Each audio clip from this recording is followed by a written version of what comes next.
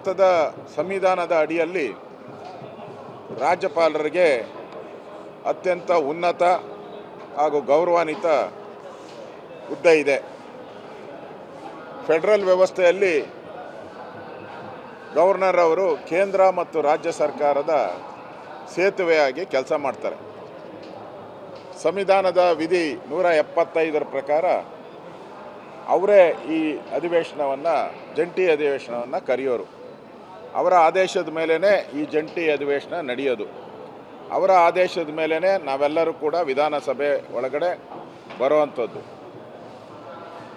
ಈ ಸರ್ಕಾರ ಕ್ಯಾಬಿನೆಟ್ ಇರ್ತಕ್ಕಂಥದ್ದು ರಾಜ್ಯಪಾಲರಿಗೆ ಸಲಹೆ ಕೊಡುವಂಥದ್ದು ಮತ್ತು ರಾಜ್ಯಪಾಲರು ಏನು ಮಾತಾಡಬೇಕು ಕರ್ನಾಟಕದ ಅಭಿವೃದ್ಧಿ ಬಗ್ಗೆ, ಅದರ ಬಗ್ಗೆ ಒಂದು ವಿಶ್ಲೇಷಣೆಯನ್ನು ಗವರ್ನರ್ ಭಾಷಣದಲ್ಲಿ ನಿರಂತರವಾಗಿ ಕೊಡ್ತಾ ಇದ್ದಾರೆ. ಎಲ್ಲರೂ ನಮ್ಮ ಸರ್ಕಾರ ಇದ್ದಾಗ ನಾವು ಮಾಡ್ತಾಯಿದ್ದೀವಿ.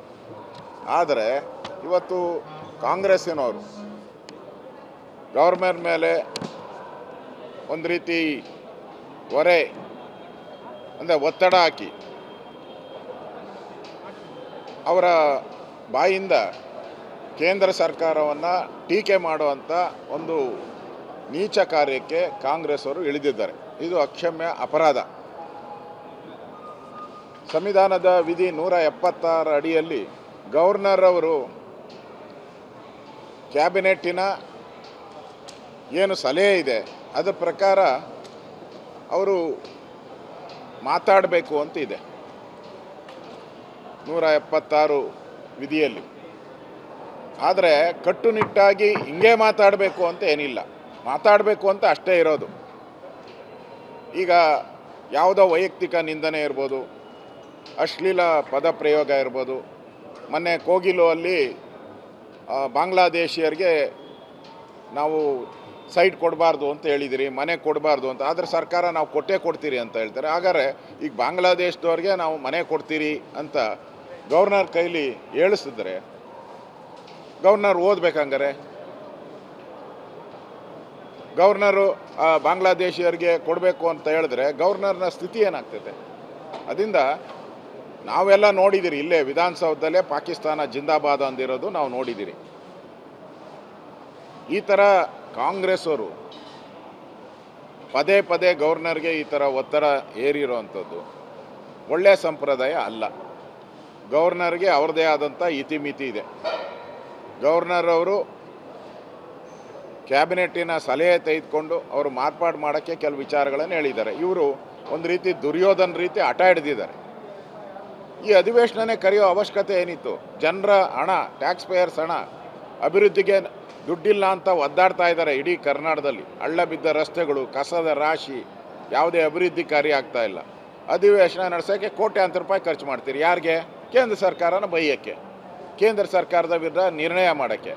ನಾಚಿಕೆ ಆಗಲ್ವಾ ಕಾಂಗ್ರೆಸ್ ಅವ್ರಿಗೆ?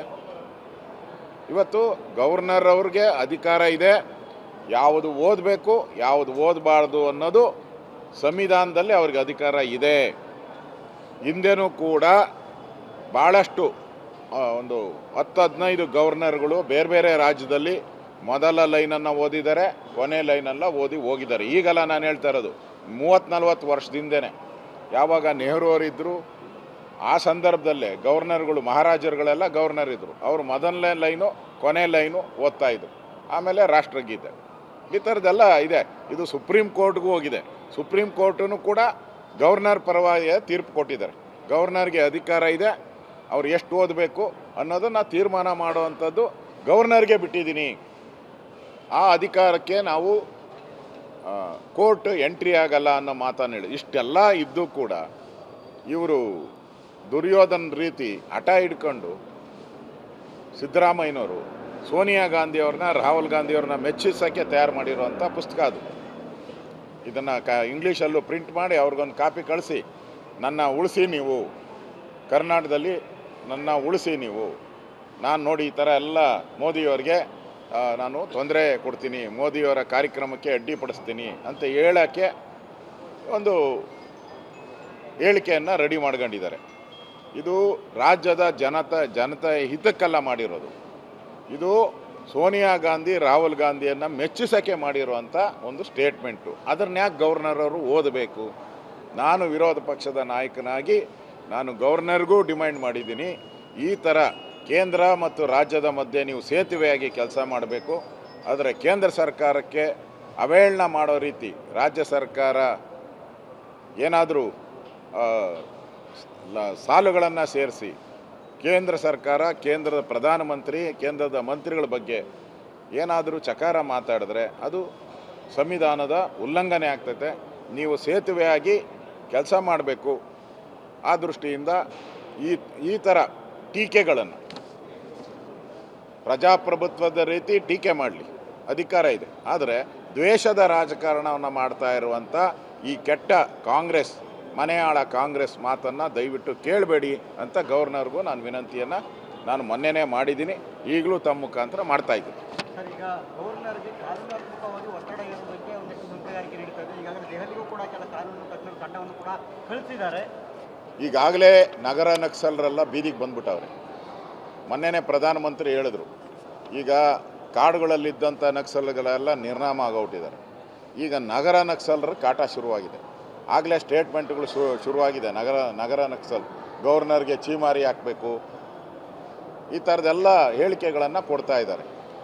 ಈ ನಗರ ನಕ್ಸಲರ ಕಾಟ ಇದ್ದಿದ್ದೇ, ಇದನ್ನು ಎದುರಿಸ್ಕೊಂಡು ಹೋಗೋವಂಥ ಶಕ್ತಿ ಈ ದೇಶಕ್ಕೆ ಇದೆ. ಆದ್ದರಿಂದ ಈ ನಗರ ನಕ್ಸಲರ ಮಾತನ್ನು ಕೇಳೋವಂಥ ಅವಶ್ಯಕತೆ ಯಾವುದೇ ಕಾರಣಕ್ಕೂ ಗವರ್ನರ್ ಅವರು ಮಾಡಬಾರ್ದು.